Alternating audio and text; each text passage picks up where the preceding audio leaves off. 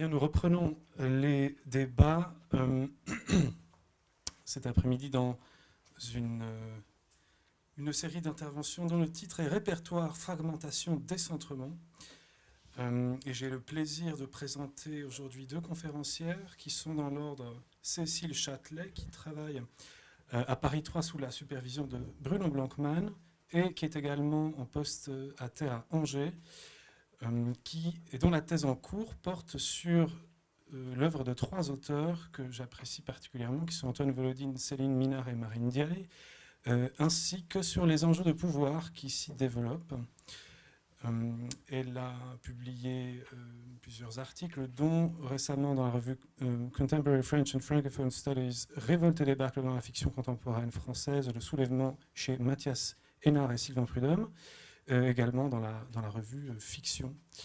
Et je présente aussi tout de suite la seconde conférencière, Gaëlle Debeau, qui est maîtresse de conférences en littérature comparée à l'université Rennes 2, dont les recherches portent sur le roman depuis les années 80 en langue anglaise, italienne et française, sur les formes de multiplication des récits au sein de la trame romanesque et sur l'hybridation médiatique du texte, notamment la littérature en contexte numérique.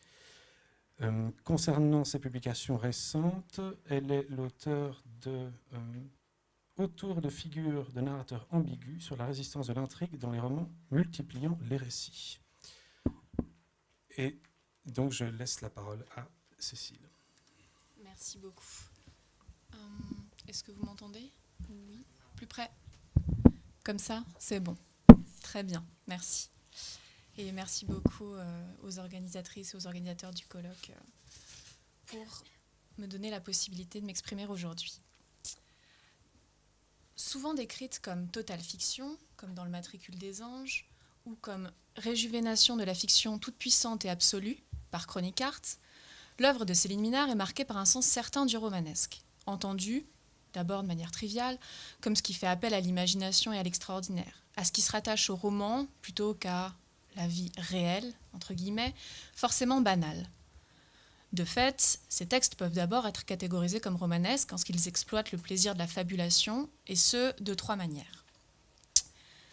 Premièrement, les livres de Céline Minard explorent consciemment différents genres littéraires, renouvelés à chaque livre. Cette démarche hypertextuelle, très marquée, fait déjà signe vers le romanesque, puisque celui-ci, comme l'a déjà rappelé Alain Schaffner, fonctionne toujours dans le cadre de la relation à un modèle, qu'il soit imité, décrié ou parodié. Faillir être flingué, le 8e roman de Céline Minard, raconte ainsi l'exil ou l'échappée vers l'ouest d'une dizaine de personnages principaux, traçant chacun leur route vers une vie qu'ils espèrent meilleure. L'univers convoqué ici est celui du western, qui, s'il n'exclut pas un imaginaire cinématographique, est surtout littéraire et américain, de Rudolph Wurlitzer à Cormac McCarthy, en passant par Pete Dexter. J'ai mis 3 exemples, mais il y a beaucoup d'autres références. Deuxièmement, on observe bien dans ce texte, comme dans les autres textes de Céline Minard, ce que Jean-Marie Schaeffer a appelé, et on l'a déjà rappelé, la saturation événementielle de la diégèse. Il s'agit de ce désir constant d'aventure, ce besoin qu'il se passe quelque chose, et qui constitue l'une des principales caractéristiques du romanesque. La première partie du livre fait alterner les récits de différents voyages vers l'Ouest, en adoptant à chaque chapitre le point de vue de l'un des personnages.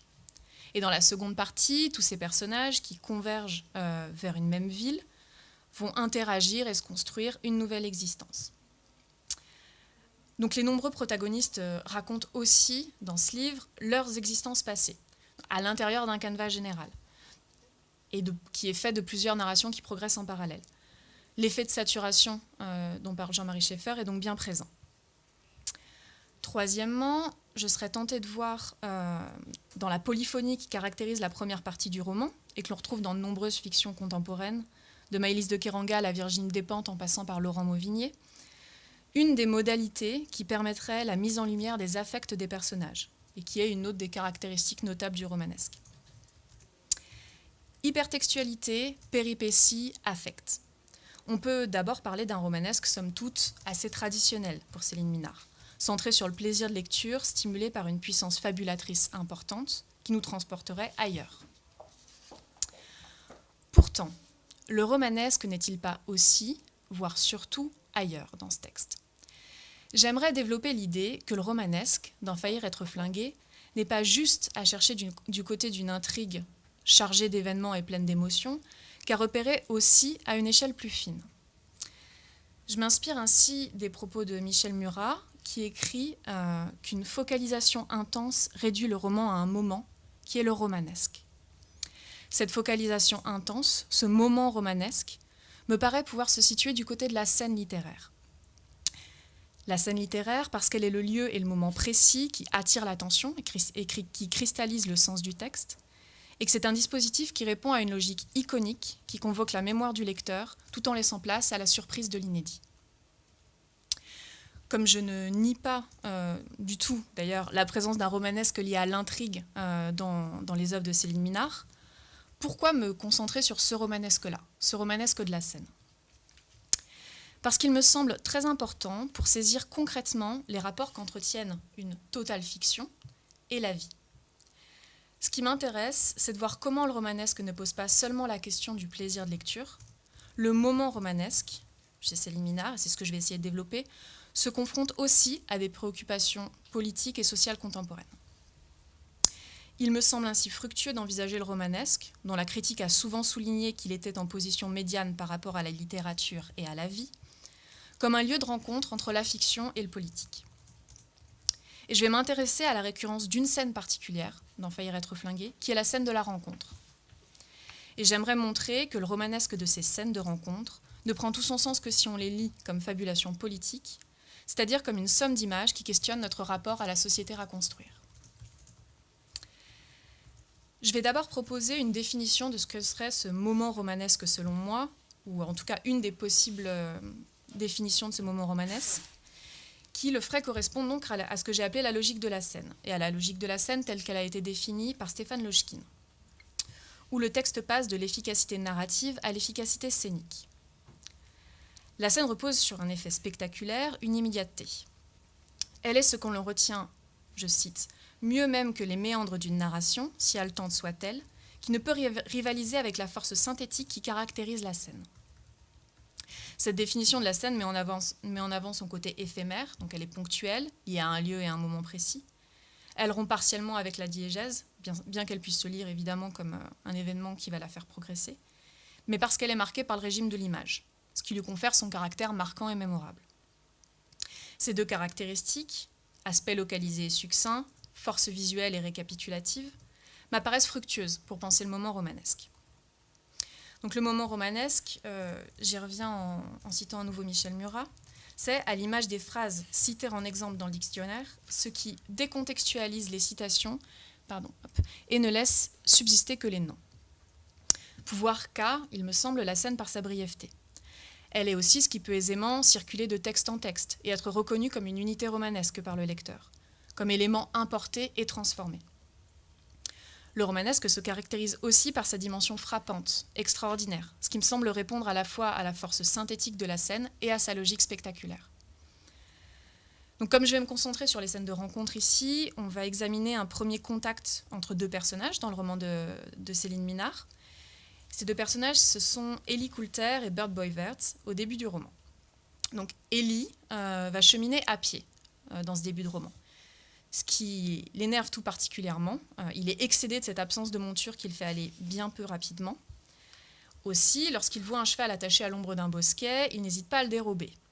Bird, qui est le propriétaire du cheval, va immédiatement répliquer. Et c'est ce premier duel qui marque leur rencontre et leur future relation. Quand Bird entendit le drôle de cri, suivi du bruit d'un galop brutal, il se posta derrière un rocher et fit monter une cartouche dans la culache de sa carabine. S'il avait de la chance, c'est-à-dire si le voleur se dirigeait vers la ville, il passerait à portée de fusil en contrebas. Le coup n'était pas gagné, mais jouable. Burt Boyvert posa son canon sur un replat de basalte et tendit l'oreille. Le bruit se rapprochait. En vision périphérique, il vit son cheval lancer à une allure qu'il n'aurait pas su lui insuffler, et sur son dos, l'enfant de salaud qui lui battait la croupe. Il respira profondément, aligna la mire sur la trajectoire et suivit le mouvement. Alors qu'il anticipait pour faire feu, le cavalier eut un hochement de tête dans sa direction, comme s'il avait senti sa présence, et dans la seconde, il jeta tout son corps derrière le flanc du cheval, sans changer d'allure et donnant de la voix, il passa sous le nez du tireur, agrippé par les jambes à la selle. La manœuvre témoignait d'un tel arrangement avec la fortune que Bird Boy Verd eut presque envie de tirer sa monture. 3 secondes plus tard, le voleur était à nouveau en selle, et l'occasion se perdait dans la nature. Ici, la réaction immédiate au vol du cheval, le tir ajusté mais manqué, la cascade du cavalier, tout est de l'ordre du spectacle. La logique iconique est proprement romanesque, à la fois car elle est extraordinaire, l'adresse d'Élie étant un tel arrangement avec la fortune qu'il est difficile d'y croire, mais aussi parce qu'elle stimule la mémoire du lecteur. Elle joue sur du déjà vu ou du déjà lu, sans que ce lecteur soit certain du redéroulement de la scène à l'identique, et donc préserve un rapport aussi à la surprise. Et ça crée une attente du lecteur bien spécifique, un intérêt pour la scène qui n'a pas de rapport direct avec le déroulement général de la diégèse. Ici, cette scène représente une rencontre à distance, de l'ordre du conflit, qui est tendue, comme beaucoup d'autres scènes dans Faillir être flingué, autour de la possession ou dépossession d'objets, ici d'animaux, indispensables à la vie dans l'Ouest. La scène de rencontre, chez Céline Minard, concerne donc tout moment de mise en présence de 2 personnages pour la première fois et sollicite toujours la notion d'altérité. Comme le souligne Jean-Pierre Dubault lorsqu'il analyse la rencontre comme une topique romanesque majeure, sur le plan fictionnel, la rencontre des cultures et des identités définit un monde, avec des valeurs et des lois. Et c'est précisément ce qui m'intéresse dans la scène romanesque. L'idée qu'elle puisse être, non pas purement dédiée au plaisir de lecture, mais un moment de définition du monde fictionnel qui pose des enjeux majeurs pour le texte et, chez Céline Minard, qui permettent de définir un univers sociopolitique. Le roman fait se rencontrer des personnages qui sont des figures romanesques, comme on vient de le voir. On a Bird, qui est une espèce de figure d'ancien trappeur, buriné, homme de l'Ouest expérimenté, qui jure bien volontiers dans le roman. Et Élie, le roublard fantasque, qui dérobe un cheval qu'il va perdre le soir même en jouant au dé. Mais les personnages du roman se lisent aussi comme des figures sociales, que le roman va mettre en contact pour penser la rencontre avec l'autre et créer également la possibilité d'une interaction qui serait souvent surprenante, inattendue ou déjouée. Remarquons enfin que la rencontre est thématisée comme scène récurrente dans l'œuvre. Déjà parce que le récit inaugural, c'est celui de la rencontre inattendue entre une famille de l'Ouest, typique du roman du western, qui circule en chariot, et une gamine asiatique, définie comme l'étrangère même, qui semble s'être mêlée à eux sans raison valable. Le deuxième élément qui est mentionné par le roman, c'est le refus de Josh de se mêler à une caravane d'hommes qui passe proche d'eux. Josh n'était pas pressé de faire des rencontres. Il pensait même qu'avant d'atteindre la ville, il valait mieux les éviter, autant que c'était possible. Ici, la phrase au début du roman est un effet d'annonce ironique, puisque les personnages vont passer leur temps à faire des rencontres, et que le voyage va déboucher sur l'installation et la formation d'une ville, c'est-à-dire une tentative de faire société.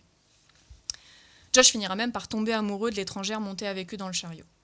La récurrence de la rencontre fonctionne comme une accumulation de moments romanesques qui vont créer cet univers sociopolitique, qui sera généralement marqué par le retournement du motif de la mauvaise rencontre en bonne rencontre. Cette scène romanesque récurrente permet de lire Faillir être flingué comme autre chose qu'un amusant pastiche de la littérature western.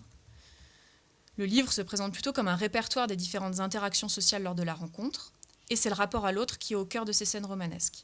Et la question de regarder ce qui permet ou empêche de former un collectif, notamment à travers les termes de la diplomatie, du commerce ou de l'affrontement entre les groupes sociaux.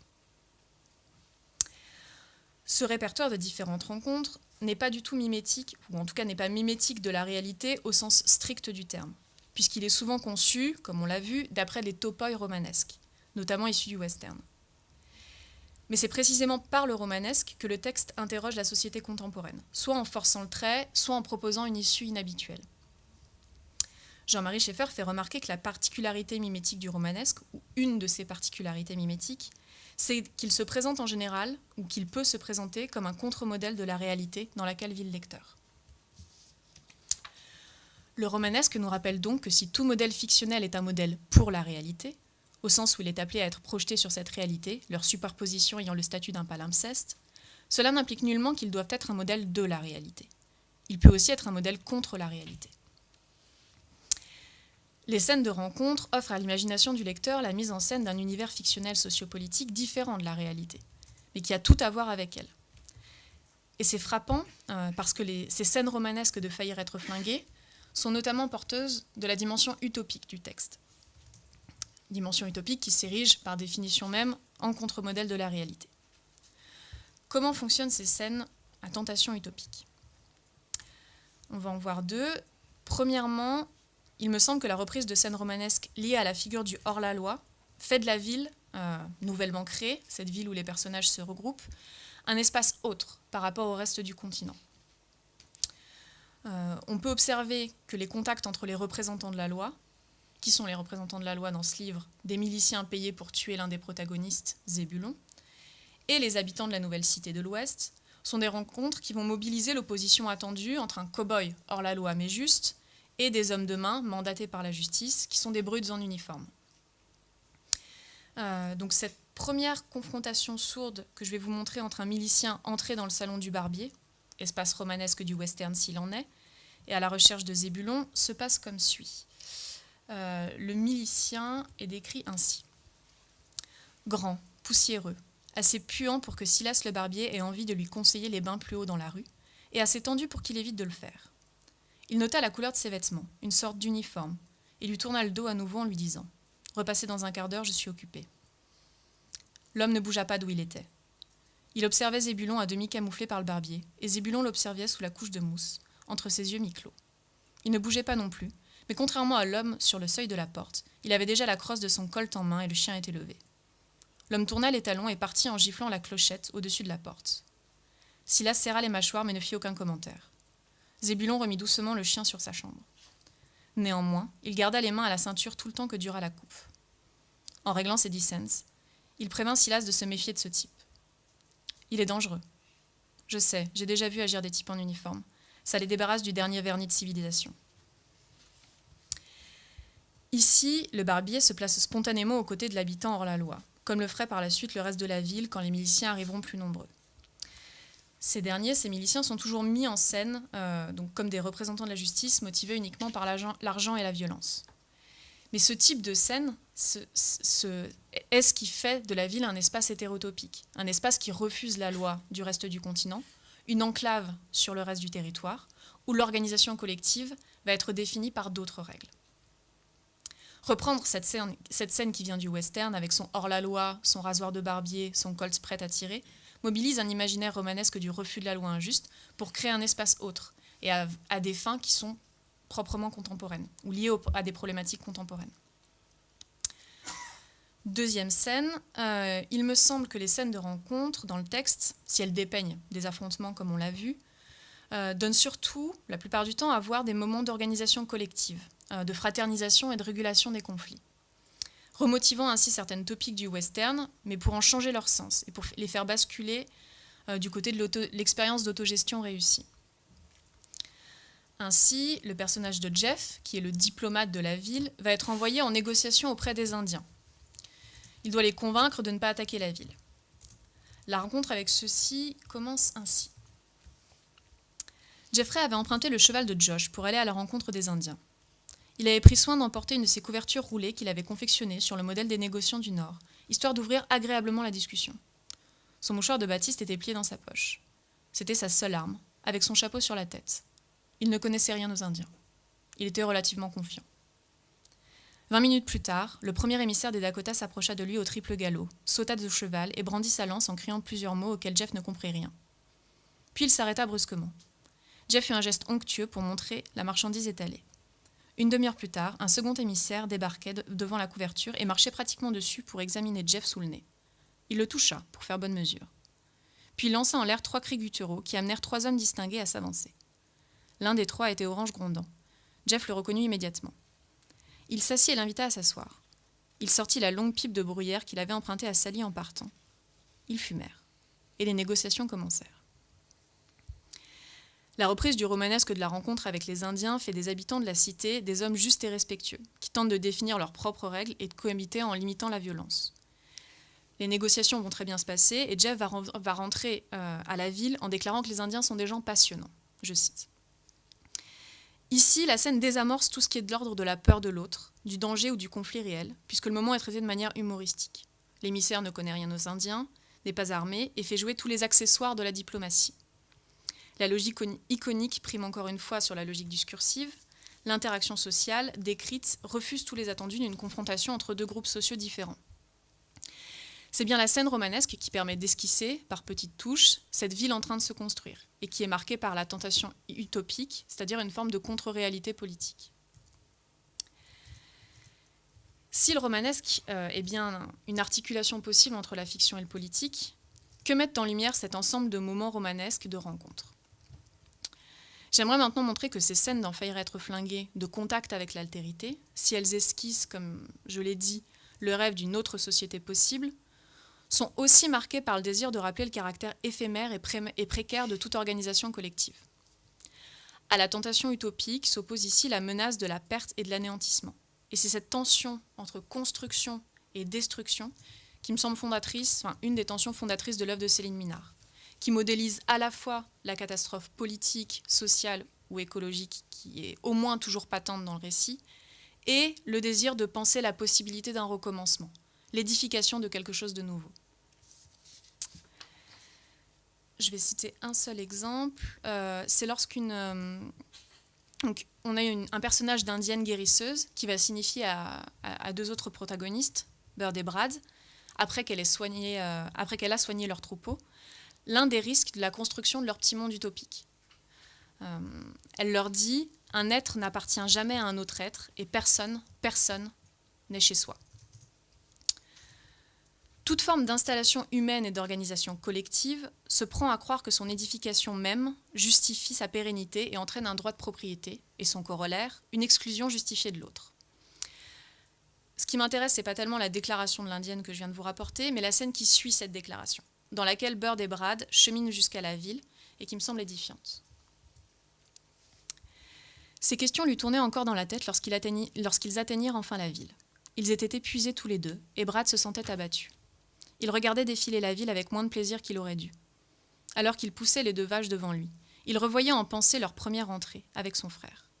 Si pauvre, si triomphale pourtant, et maintenant qu'ils avaient tous les deux le début de quelque chose dans les mains, Brad se sentait oppressé par le poids de la menace qui pèse sur la moindre réalisation, de toutes les menaces. Qu'est-ce qui se passe ici ? À la fin du roman, ce personnage se remémore, et le lecteur avec lui, la scène d'arrivée à la ville et sa gloire, pour lui opposer une autre scène, potentielle, imaginaire, qui est celle de la perte et de la destruction. Le livre multiplie les scènes romanesques de manière à ce qu'elles dessinent une fable politique dont le sens va toujours osciller entre désir d'édification d'une société nouvelle et conscience de la fragilité de toute construction humaine, c'est-à-dire tout à la fois hommage et refus d'adhésion totale au roman de la nouvelle communauté sociale et politique, au récit mythique des origines de la ville. La force de la scène romanesque, c'est tout à la fois son immédiateté et sa densité, et la mise en rapport de ces différentes scènes dans une œuvre permet de créer cet univers romanesque qui, loin de nous placer simplement dans un jeu avec un hypotexte, nous place en confrontation directe avec la vie, avec l'ensemble des scènes politiques que nous vivons hors du livre. Le romanesque, par sa capacité à suspendre ou à inverser le quotidien, nous donne la possibilité de le repenser. Merci.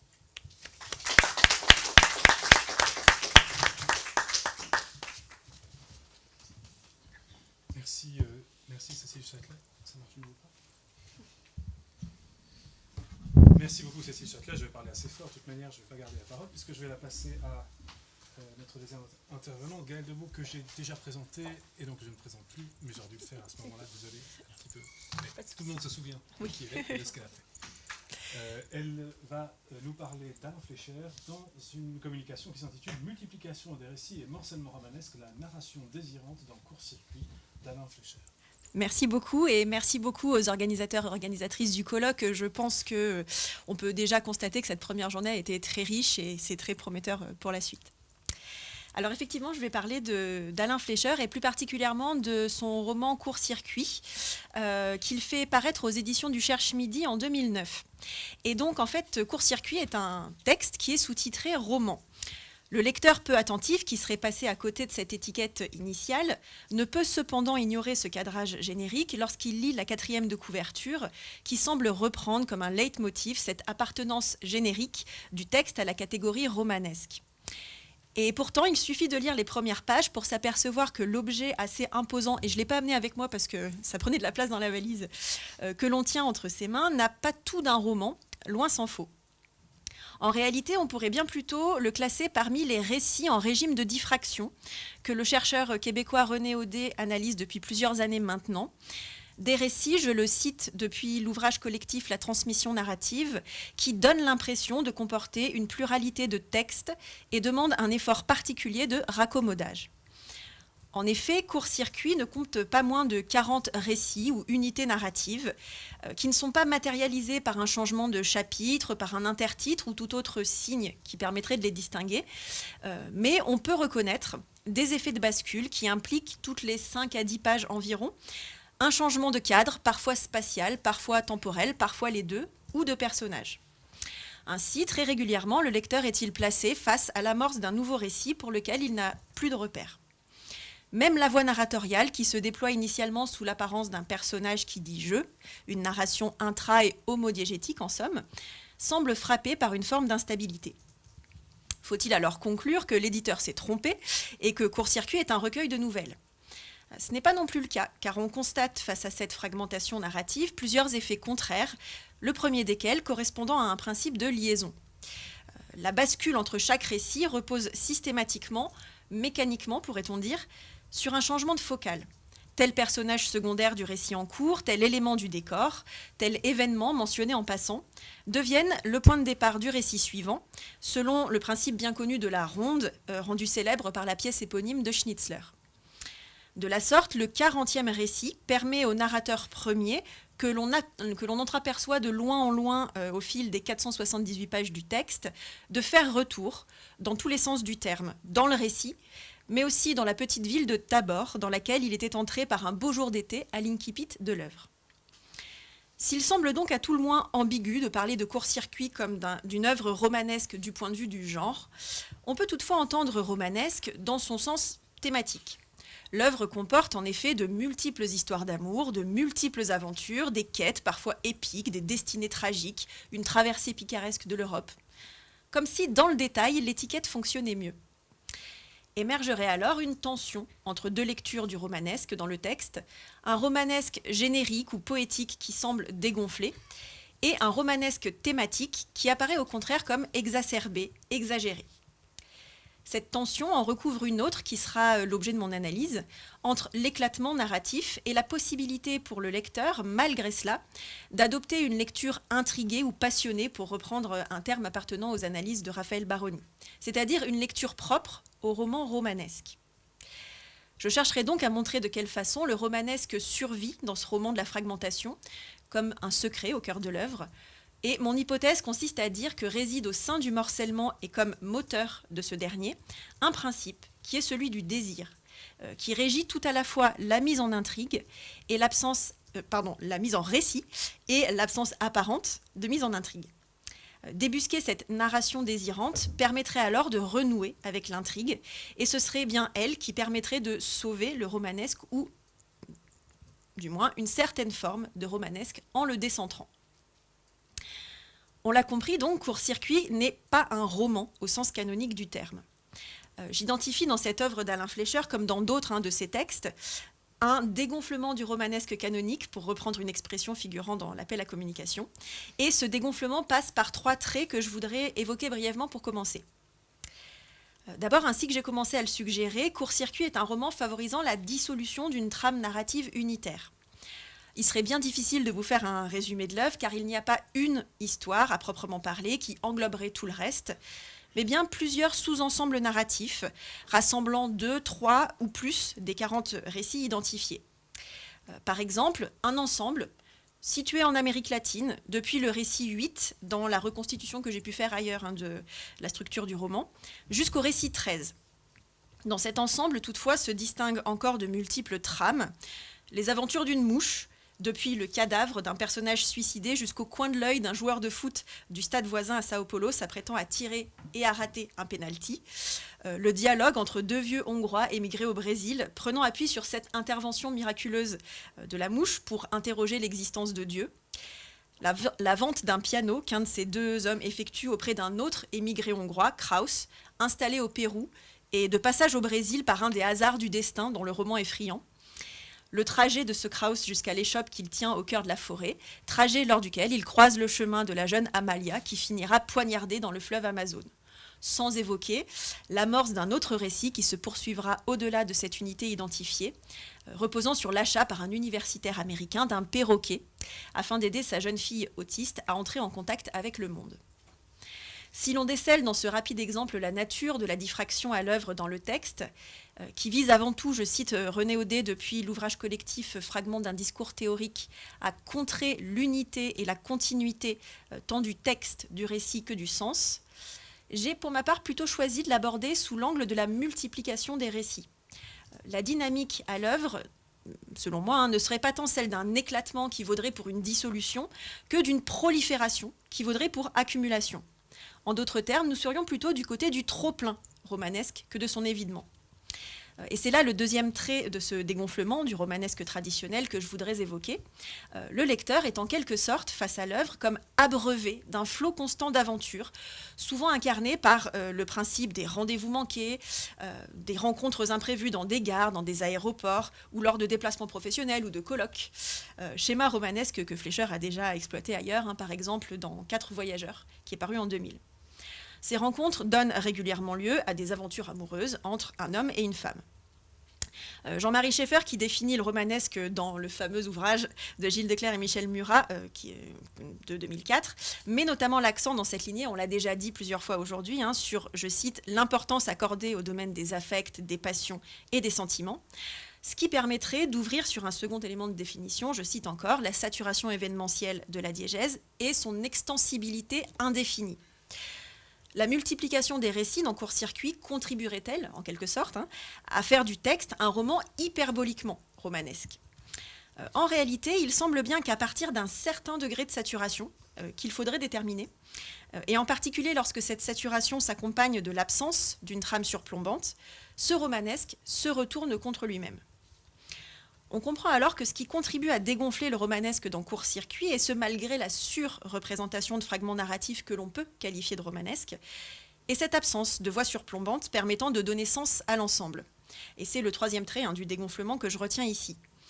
Pourtant, le récit s'ouvre par une narration intra-homodiégétique, comme je l'ai dit, avec une focalisation interne, ce qui permet au lecteur de s'installer, très brièvement toutefois, dans le confort de l'autorité de cette voix narratoriale.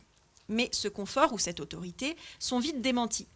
Le narrateur quitte la petite ville de Tabor, au cœur de l'Europe, après avoir visité par hasard la boutique d'un tailleur qui paraissait l'attendre, et après avoir croisé une jeune femme dont il n'entendra pas le nom. Or, le récit qui suit, le deuxième récit donc, abandonne sans autre forme de procès ce personnage narrateur que l'on croyait garant de l'histoire, pour suivre cette jeune femme qui s'appelle Mina, jusque dans la boutique du tailleur. Le régime narratif change d'une ligne à l'autre et se construit d'emblée dans un paradoxe. Le narrateur avoue, page 28, je cite, qu'il ne sait qui est la jeune femme ni comment elle s'appelle. Mais le paragraphe qui suit nous donne accès à son nom, et ce dans un dispositif qui entretient le doute quant à la nature de la voix narratoriale, je cite encore, « À je ne sais quelle vibration de l'air, le vieux tailleur a deviné que nous nous sommes croisés, car il sait que c'est l'heure où elle arrive, et sans lever la tête, il lui lance « Bonjour Mina, quel est le menu aujourd'hui ?» Tout se passe comme si le personnage narrateur, pourtant absent de la scène et avouant son ignorance, en était le spectateur. On s'installe à partir de ce second récit dans un régime relevant plutôt d'une narration extradiégétique avec des variations de focalisation. Le lecteur croit être sorti d'affaire, avoir dépassé le paradoxe qui n'aurait été qu'une sorte d'oscillation du texte, et se laisse surprendre de nouveau par le surgissement du jeu, J.E., au cœur des récits qui suivent, lorsque le personnage d'Antal fait son apparition dans la ronde des récits et qu'on apprend qu'il est le frère de celui qui dit « je ». On serait donc face à un cas assez spécifique de narrateur non fiable, en tout cas insituable, faisant effraction dans le tissu des histoires qu'il raconterait sans les connaître, évoquant des personnages qu'il nomme sans savoir leur nom. Et je renvoie sur ce point à un article très intéressant qui est celui d'Yves Baudel, intitulé « Nomination, autorité narrative et adhésion fictionnelle du traitement de l'onomastique dans le roman contemporain », qui est vraiment éclairant sur cette question. On a donc compris que si dégonflement du romanesque il y a, cela est dû plutôt à un excès de sa présence. Comme si le trop-plein des récits, des romans potentiels, amorcés et abandonnés en chemin, venait empêcher la construction du roman avec un R majuscule. Comme si Court-circuit était, dans la lignée de Pérec, un roman au pluriel, qu'on aurait pu nommer le désir mode d'emploi. Pourquoi le désir mode d'emploi ? Parce que dans Court-circuit, l'univers romanesque paraît être construit comme un vaste fantasme, c'est-à-dire une construction imaginaire permettant à celui qui le conçoit de satisfaire un désir par l'imagination. On constate alors au sein de l'œuvre un dédoublement fictionnel, tendant à distinguer un niveau diégétique dans lequel les différents personnages vivent leurs aventures, et un niveau métadiégétique reposant sur l'interaction entre l'auteur, ses diverses projections dans le texte et ses personnages. Pour bien cerner ce dédoublement, on peut repartir de l'instabilité narrative que je notais précédemment. Elle est assez caractéristique de l'œuvre romanesque d'Alain Fleischer. On la retrouve par exemple dans Moi Sándor F, qui est un roman qu'il fait paraître la même année que Court-circuit. Et dans Moi Sándor F, cette labilité, pour reprendre un terme de Louis-Daniel Gaudin, repose sur une collision au cœur de la narration à la première personne entre le narrateur, qui serait une sorte de double de l'auteur, et son propre oncle, qu'il n'a pas connu car mort dans le convoi pour les camps de concentration au moment même de sa naissance. Ce procédé de collision sert la mise en récit indirecte du traumatisme de la Shoah, dans ce roman Moi Sándor F. Dans Court-circuit, cette labilité consiste plutôt en une multiplication des incarnations possibles de l'auteur dans le texte. On peut évoquer ce narrateur qui dit « je » dont j'ai parlé, qui, lors d'un colloque pour lequel il est invité en tant qu'écrivain, semble dérouler presque mot pour mot les réponses qu'Alain Fleischer a pu donner ailleurs, dans différents entretiens à propos de son œuvre. On peut aussi mentionner le personnage de David Fischer, qui apparaît dans d'autres de ses romans et qui est aussi écrivain, ou encore le personnage de Krauss, désigné, je cite page 114, comme un romancier avec un pseudonyme, par un autre personnage. Cette multiplication de l'auteur au sein de son œuvre tente à déréaliser la fiction en permettant la superposition du fantasme à l'univers diégétique. Elle s'accompagne d'une déréalisation des personnages eux-mêmes, régulièrement conçus dans la fiction comme des êtres de papier. Krauss, que je viens d'évoquer, est d'emblée présenté, je cite, comme un personnage de roman. Véronica, jeune femme évoluant dans le milieu du cinéma, je cite encore, a la sensation d'être l'actrice d'une fiction. Eugène Lecoultre, agent ferroviaire suisse, a quant à lui l'impression de devenir le personnage d'un roman d'aventure. Les personnages semblent alors, aux yeux du lecteur, perdre en consistance, en degré de réalité, et ils paraissent exister moins pour les besoins du récit ou de la mise en intrigue que pour satisfaire l'envie que l'auteur aurait de les rencontrer ou de les faire se rencontrer, voire de les incarner. Comme l'affirme une phrase entre tirets que l'on ne sait pas à qui attribuer à la page 172, il y a toujours un auteur derrière un personnage. De ce fait, s'opère un déplacement dans la réception de l'œuvre. Ce qui va intéresser le lecteur, maintenir son attention tout le long de ces successions de récits, ne repose pas tant dans la succession des aventures elles-mêmes que sur la relation qui se noue entre les relais de l'auteur dans le texte, en particulier ce narrateur ambigu, et ses personnages. Ce déplacement ferait ainsi passer l'enjeu romanesque du niveau diégétique où il se dégonfle par excès et déréalisation vers le niveau métadiégétique. Et tout l'enjeu du roman serait alors de saisir l'aventure d'un auteur avec ses personnages. Aventure prise dans un jeu constant de projection et de désir. Dès lors, deux désirs se combinent, désir de l'autre et désir de faire bifurquer la trame du récit pour satisfaire cette première tentation. On le comprend dès l'amorce du roman, lorsque le narrateur affirme, après avoir brièvement croisé la jeune Mina, je cite, « Je conçois soudain que tel pourrait être le véritable sens de mon détour par cette ville inconnue et déserte, de mon attirance subite pour la seule porte ouverte.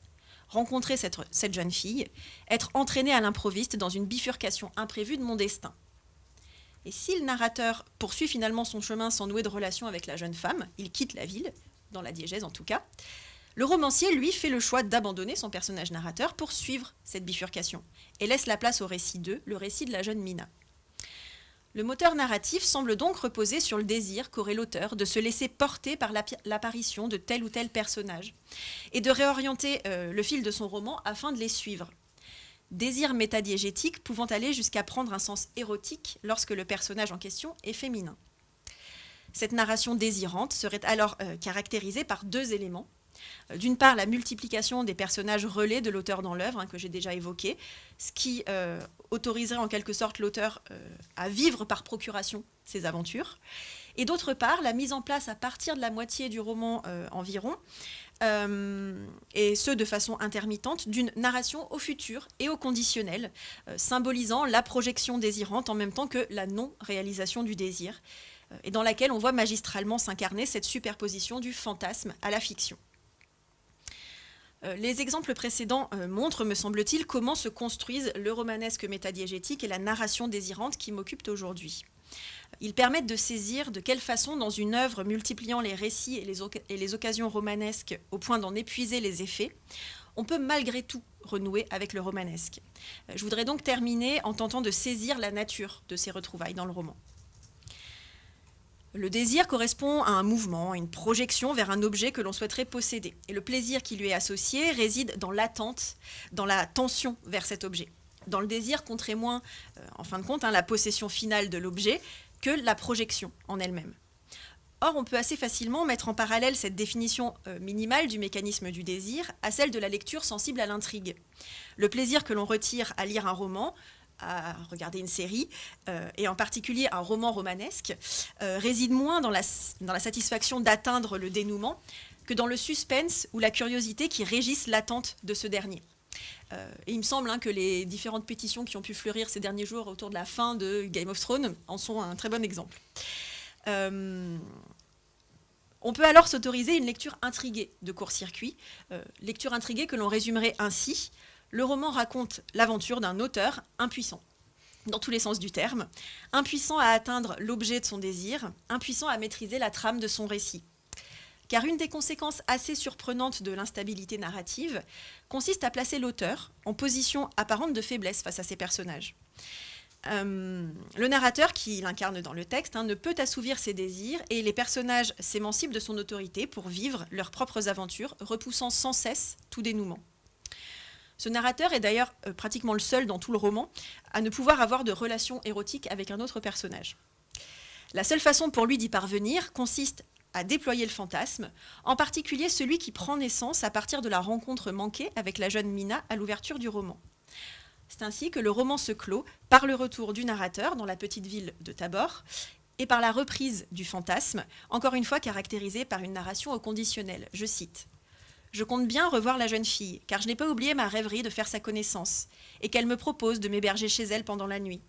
C'est une bonne huitaine que je pourrais passer à Tabor, logée par la jeune fille, et cela suffirait pour que je vive là, auprès d'elle pendant le jour, et dans ses bras toute la nuit. » Dans un effet métaleptique, le narrateur se révèle alors pour ce qu'il est vraiment, c'est-à-dire l'auteur du roman. Je cite encore : « Je comprends que l'histoire du tailleur n'est qu'un prétexte pour arriver dans cette ville et pour croiser cette jeune fille en sortant de la boutique.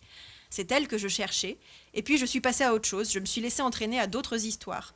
D'abord en commençant par lui imaginer un fiancé, et tout cela uniquement pour éviter d'aller trop vite, trop abruptement vers ce que je recherche et qui m'aimante, certains diront ce qui m'obsède. » Un peu plus loin : « Je pourrais dire que cette fois-ci, je pénètre dans une chambre où un personnage m'attend, que je désire assez pour l'inventer, que j'invente assez pour le désirer. » Autrement dit, l'ensemble de cette ronde des récits repose sur la satisfaction d'un désir sans cesse repoussé, et la prolifération romanesque n'est autre que le symptôme de cette narration désirante. Elle-même repose sur une dialectique connue entre envie de succomber, volonté de résister pour faire durer le plaisir, et on retrouverait ainsi l'intrigue. Gilles Declercq et Michel Murat, dans l'introduction de l'ouvrage qu'ils dirigent sur le romanesque, affirmaient que ce dernier s'ancre dans un désir non pas de littérature, mais de vie. On en a reparlé ce matin. Le définissant, je cite, comme cette insistante exploration de l'écart entre le monde et l'idéal. Le romanesque dans Court-Circuit pourrait donc être compris à proprement parler comme le déploiement de la fiction comme fantasme. Alain Fleischer, dans un entretien qu'il accorde à Josiane Savigno, semble aller dans le même sens lorsqu'il décrit la façon dont se construisent ses romans. Je le cite : « Quand je commence un roman, j'ignore tout de ce qui va se passer. J'avance à petits pas de phrase en phrase. C'est l'écriture qui m'apprend où je dois aller, qui me fait découvrir le livre que je suis en train d'écrire. Pour moi, la fiction, c'est cela, me lancer à l'aventure à partir de quelques mots, d'une idée sommaire. » Ainsi, si l'évidence du romanesque semble conduire à son dégonflement dans la fiction, c'est pour l'intégrer à un autre niveau, celui de l'écriture, rejoignant par là ce qu'affirmait déjà Dominique Viard dans un article intitulé « Nous sommes des crapules romanesques », où il identifiait à l'orée du XXIe siècle, je le cite, « une évolution naissante, le besoin de reconquérir un souffle non pas épique, mais narratif, de rendre à l'écriture, à la langue, sa puissance d'emportement. » Et cela passe en définitive par un retour de l'intrigue, ou plutôt par un décentrement de cette dernière qui n'a jamais quitté l'horizon des romans d'Alain Fleischer. Elle se déplace au cœur de l'instabilité entre niveau diégétique et niveau métadiégétique, au cœur de la labilité narratoriale. Dès lors, le romanesque contemporain tel qu'il trouve à s'exprimer dans Court-circuit d'Alain Fleischer relèverait, comme le titre même du roman peut le laisser entendre, d'une surcharge, d'une surtension et non d'un défaut de romanesque ou de mise en intrigue. Un romanesque porté par une forme d'enthousiasme qui ouvre la fiction plutôt que de ressassement qui la clôt sur elle-même. Je vous remercie.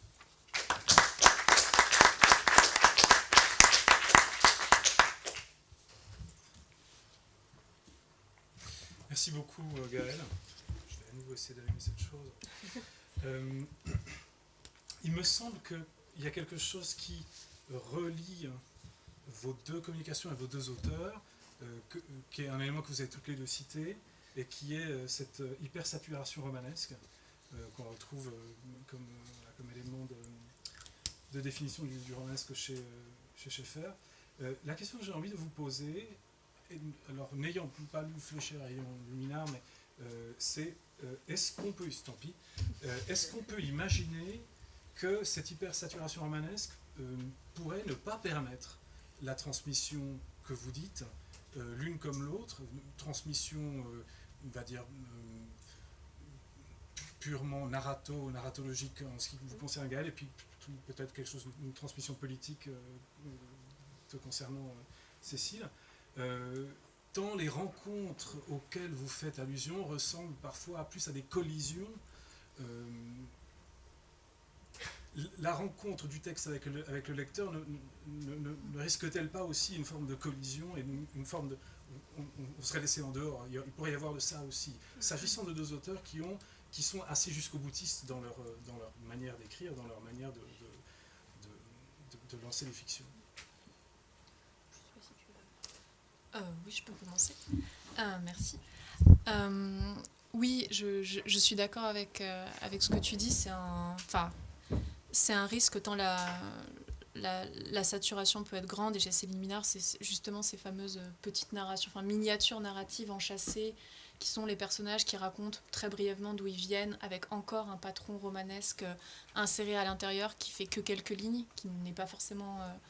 qui ne développe pas autre chose et qui a tendance à rendre l'intrigue à la fois profuse et agréable et en même temps peut-être à lui faire perdre ce qui pourrait être une charge politique que j'ai essayé de développer. Peut-être ce qui l'en empêche, c'est et ce serait peut-être une différence aussi entre nos deux fictions qui me semble que vous avez pointé, c'est qu'il y a un récit cadre toujours chez Céline Minard et qu'elle prête une grande attention à la fois à la mise en place du début et de la fin. Et je pense que cette attention au dénouement et au récit cadre pour enchâsser toutes ces intrigues est ce qui permet à des moments de resserrer et de retrouver ce qui serait une essence politique ou un propos politique dans ces scènes de rencontre, par ailleurs profuses et romanesques.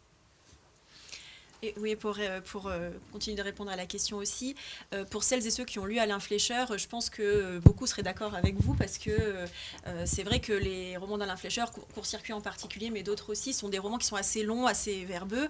Alain Fleischer lui-même le dit très bien, il n'écrit pas ses textes, il les dicte et il les relit jamais, donc il coupe jamais à l'intérieur, il se laisse porter par l'écriture. Et donc dans Court-circuit, non seulement on a cette ronde des récits quasi infinie, qui a un terme parce que le processus s'épuise de lui-même en quelque sorte, mais donc qui pourrait très bien ne pas avoir de terme, et en plus de ça, il y a des éléments qui se répètent, donc on est aussi dans une œuvre de la répétition. Ça peut tout à fait être lassant. Moi, ce qui me paraît intéressant dans Court-circuit, c'est justement, c'est pas un roman enchâssé, c'est pas un roman à tiroir, contrairement à ce que dit la 4e de couverture, parce qu'il n'y a pas de récit cadre, mais il y a quand même cette possibilité pour le lecteur de réinstaurer un cadre en suivant à la trace cette espèce de narrateur un peu évanescent qui est là sans être là et qui revient de temps en temps dans le récit pour se rappeler à nous et qui est celui finalement qui ouvre et qui ferme le texte et je dirais ce qui permet de sauver d'une certaine façon l'immersion du lecteur dans Court-circuit, c'est au départ, c'est la curiosité, qu'est-ce qui va encore arriver ensuite. Et puis rapidement, cette curiosité, voilà, qu'est-ce qu'on peut encore inventer comme aventure, elle s'essouffle. Et on a une bascule du côté de la méta-intrigue, en fait, du côté de la façon dont se construit ce roman, comment ça se fait que finalement ce qu'on a dans les mains, c'est bien un roman et qui est ce narrateur, et on part finalement, on bascule de ce côté-là, et on s'intéresse moins aux détails des récits en eux-mêmes, que parfois on aura envie de sauter, effectivement. Bon, après, chaque récit est vraiment très bref, en réalité, donc donc le principe de la variation et de la diversification font aussi je trouve qu'on s'ennuie pas non plus complètement dans ce roman, mais oui, clairement, c'est un risque possible de cette saturation. Et d'après ce que tu dis, on peut tout à fait imaginer que le récit étant fondé sur une sorte de système marabout de ficelle, qu'on puisse se permettre effectivement de sauter, je ne veux pas garder la parole, on va passer aux questions de la salle, mais qu'on puisse se permettre de changer son sens de lecture, de commencer au milieu, tout à fait, complètement. Et de fragmentariser son sens de lecture, et d'obtenir une forme d'immersion et de plaisir de lecture qui soit autre.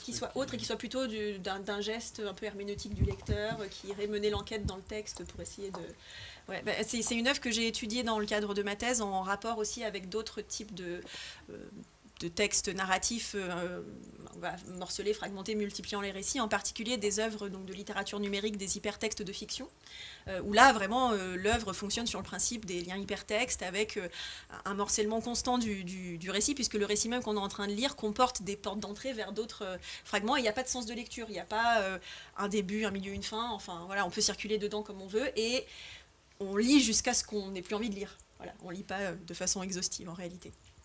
On passe aux questions de la salle, je crois que Franck... Je vais essayer sans micro, en fait, simplement à propos de ce que tu viens de dire et de la réponse que tu apportes, Gaël. Pendant que j'écoutais, il m'a semblé, en fait, que tu signalais qu'à la fin, par voie de métalepse, le narrateur, donc extra, en fait, diégétique, révélait un statut octorial. C'est quand même un événement, non, pour la lecture. Est-ce que ça ne contrevient pas quelque peu à l'hypothèse d'une lecture tous azimuts ? Il me semble quand même qu'il y a une vectorisation du texte vers ce qui est une révélation d'importance, un peu sur le modèle de certains textes calviniens largement antérieurs, avec la non perpétue, par exemple, pour ceux qui s'en souviennent. Donc c'est peut-être une petite nuance à apporter à ce que tu répondais à Gaspard. Oui, en même temps, je ne sais pas parce que ce dévoilement à la fin, c'est pas vraiment une surprise en réalité.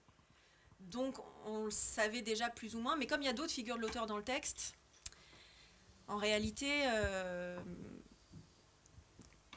je suis tout à fait d'accord avec la nuance que tu apportes, mais il faudra encore que j'y réfléchisse un petit peu, parce que je ne suis pas sûre que ce soit autant un événement que ça en réalité dans la façon de comprendre le roman.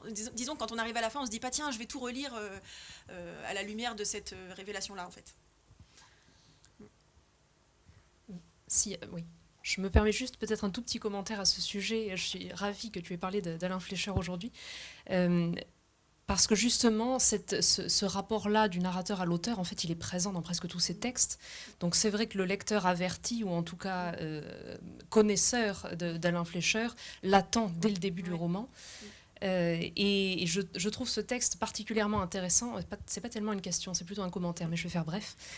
Parce qu'on peut le lire tout à fait comme une mise en abîme de l'intégralité de l'œuvre de l'auteur, et de l'œuvre pas seulement littéraire, mais de ce travail, je crois qu'il appelle ça dans un bref essai, la stratégie de l'archipel, je crois, qui relie véritablement ses œuvres littéraires à ses œuvres filmiques, photographiques, et qui travaille vraiment sur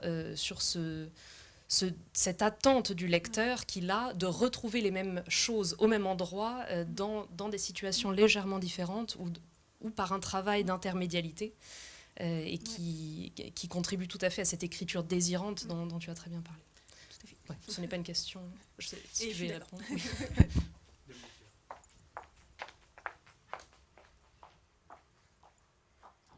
Merci. Oui, c'est pas vraiment une question non plus, c'est juste une remarque après avoir entendu vos deux interventions. Je crois que de même qu'on a beaucoup parlé, beaucoup étudié dans des colloques et des ouvrages collectifs ces dernières années d'une esthétique minimaliste, notamment évidemment chez les écrivains de minuit, mais pas seulement, on le trouve aussi ailleurs, chez d'autres auteurs, qui finalement réduit le romanesque à sa trame parfois même la plus insignifiante, enfin si on pense à Christian Auster ou à certains textes de Gailly.